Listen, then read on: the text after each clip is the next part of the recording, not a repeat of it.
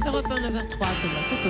Et le mot de la fin désormais, chaque matin, c'est pour Louise Éclande dans cette matinale. Bonjour Louise. Bonjour Thomas, bonjour tout le monde. D'après une étude, les hommes français sont formidables car une fois en couple, ils sont fidèles et c'est une excellente nouvelle. Mais, parce qu'il y a toujours un mais, au pays des French lovers, le taux de fidélité n'est pas le même partout en France. Et c'est ce que nous apprend le site de rencontre Elite qui a sondé 28 000 hommes pour réaliser le classement des villes où les hommes sont les plus fidèles. Alors, Voilà donc le podium des villes où personne ne trompe son conjoint.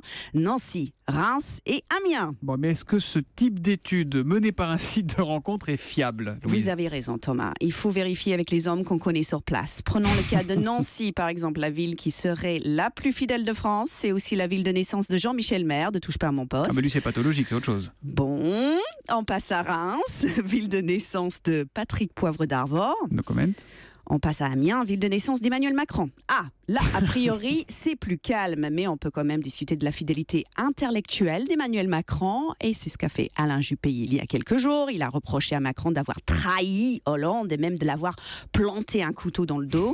Ce que doit pas être facile parce qu'il reste plus beaucoup de place. Mais au final, Nancy, Reims, Amiens, aucune ville de France ne semble donc être épargnée par le fléau de l'infidélité. Ouais, là, je sens bien votre puritanisme typiquement anglo-saxon qui s'exprime, Louise.